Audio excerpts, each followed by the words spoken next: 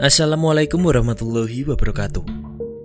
Bagi teman-teman yang sudah menonton kisah pocong keliling di video ini, pastinya penasaran dengan apa yang terjadi kepada Ririn. Dan berikut adalah kelanjutannya.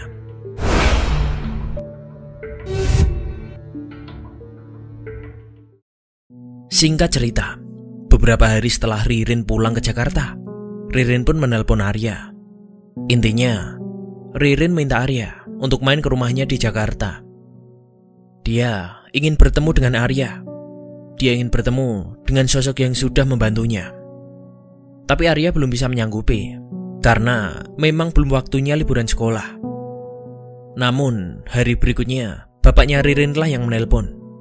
Ternyata, ia benar-benar serius meminta Arya untuk main ke rumah Ririn yang berada di Jakarta. Soal biaya dan kebutuhan lain, bapaknya Ririn yang akan ngurus.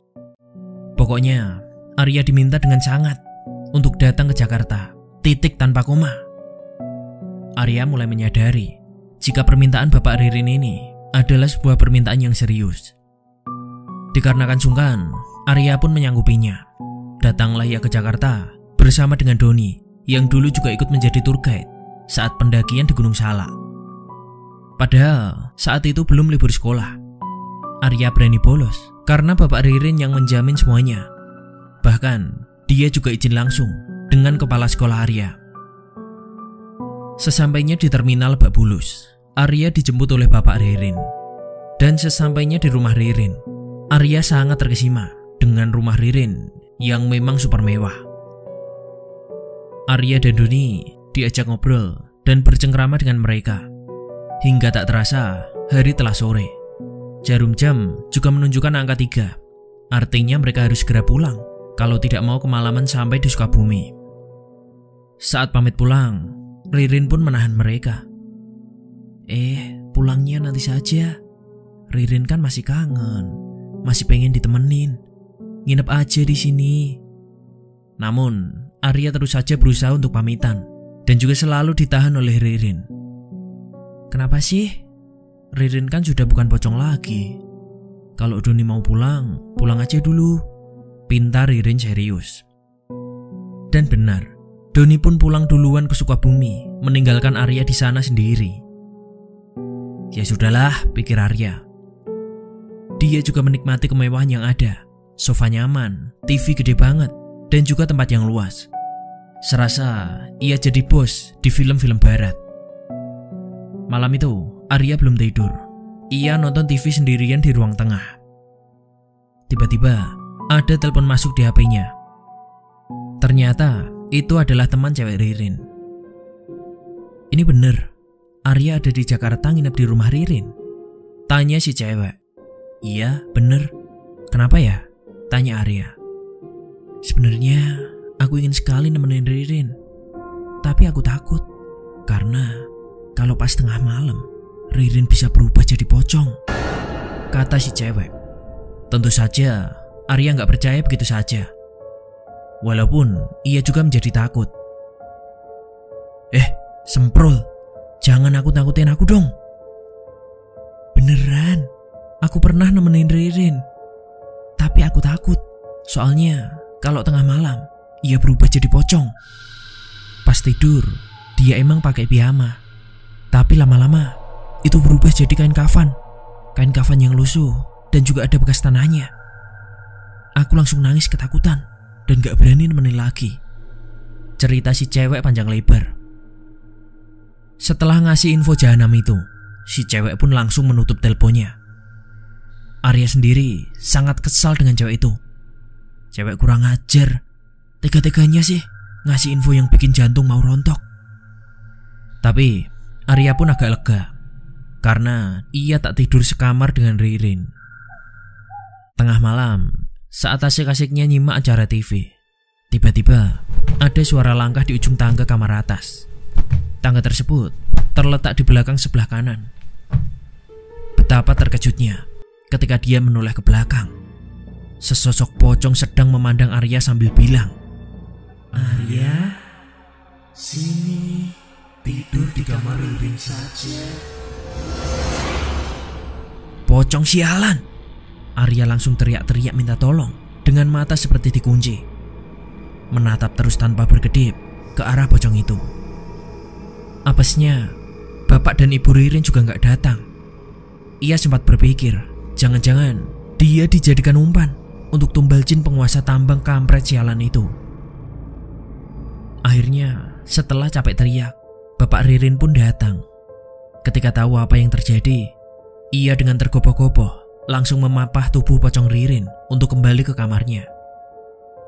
Si bapak meminta maaf, dan ia cerita panjang lebar kenapa Ririn tiap tengah malam berubah jadi pocong. Intinya, jin penguasa tambang gak rela jika mantelnya telah dibakar. Ia minta mantel pengganti yang sama persis dengan mantel yang sebelumnya, yang sudah kuceritakan di awal. Makanya Ririn belum sembuh betul.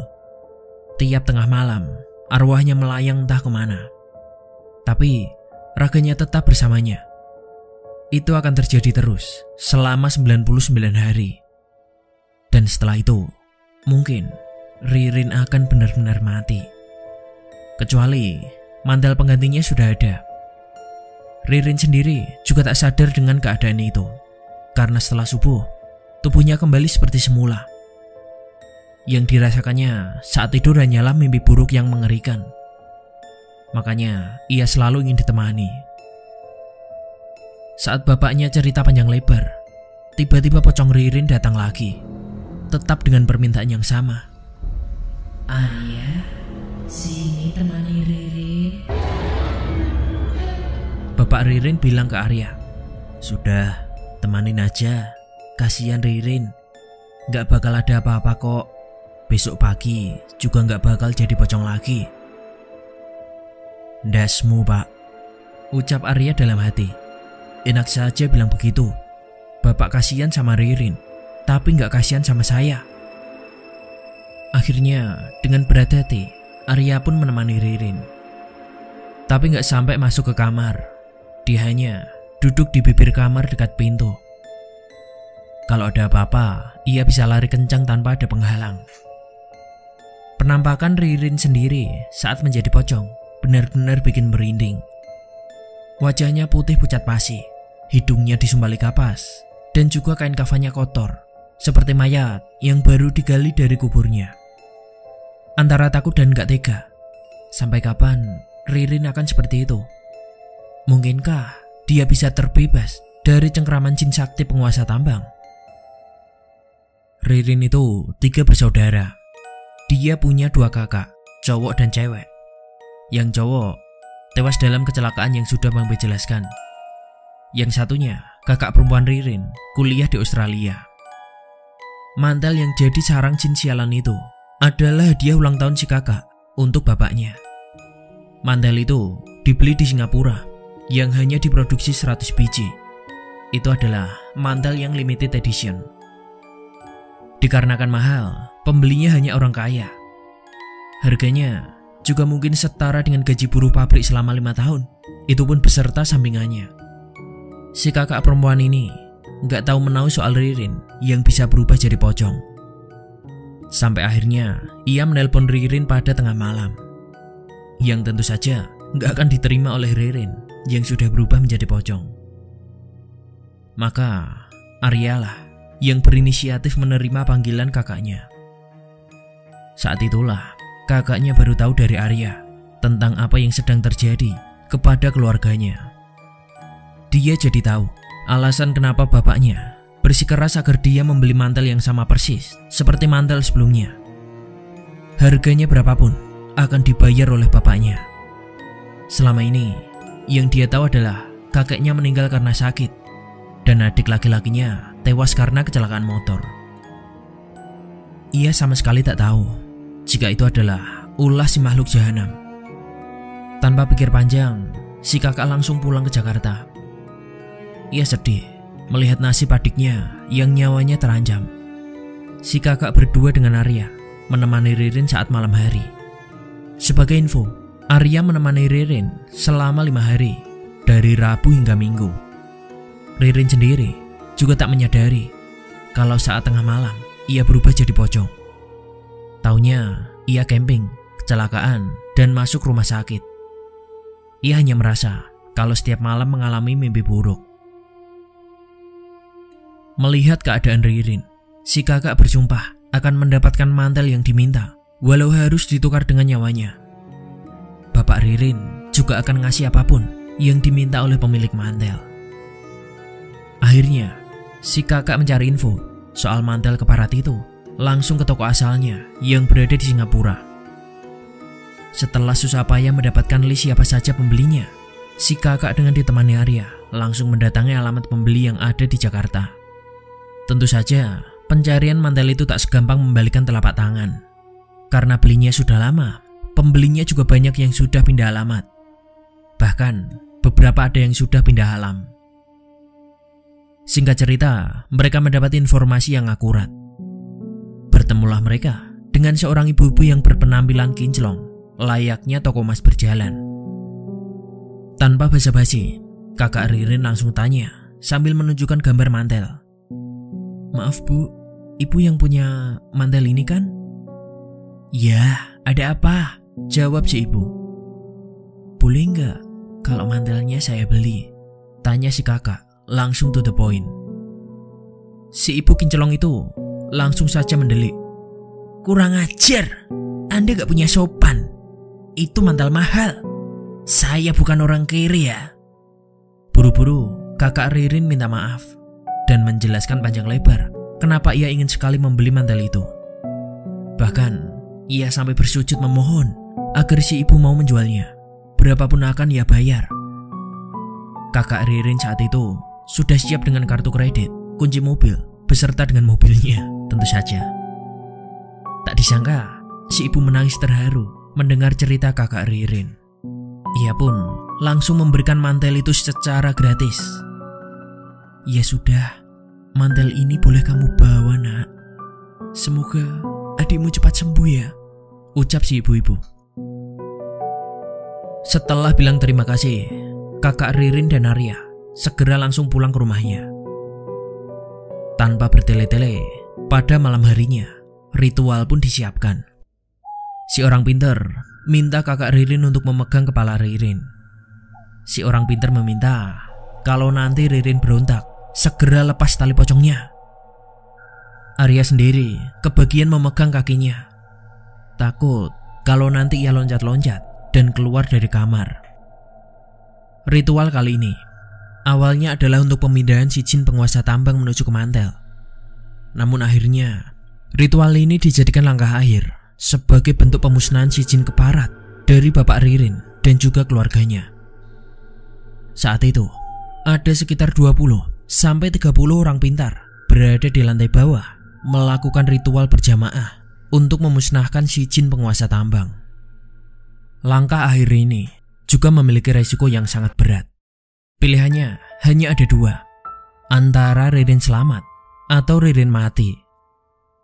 Sempat terjadi drama ala sinetron, di mana kakak Ririn menangis, minta pada pimpinan orang pintar agar nyawanya saja ditukar dengan Ririn kalau seandainya ritual ini gagal. Mendengar hal itu, ibu Ririn juga ikutan nangis. Semua yang ada di situ jadi ikut terharu. Semua mata berkaca-kaca. Jam tengah malam pun tiba. Tubuh Ririn berubah menjadi pocong. Saat itulah ia mulai memberontak dan marah besar karena dikeroyok oleh kawanan orang pintar. Tiba-tiba angin berembus dan terdengar suara jin penguasa tambang. Di bawah, ritual juga semakin khusyuk. Mantra dan doa bersahut-sahutan menyambut kedatangan jin penguasa tambang yang juga mulai kasar. Adu kesaktian pun juga tak terelakkan. Singkat cerita, ritual pun akhirnya membuahkan hasil. Pocong yang mulai berubah menjadi Ririn berteriak dengan keras, Tolong lepasin, panas, panas, panas." Cepat-cepat, kakak Ririn melepaskan tali pocong Ririn dan terbebaslah tubuh Ririn dari pocong.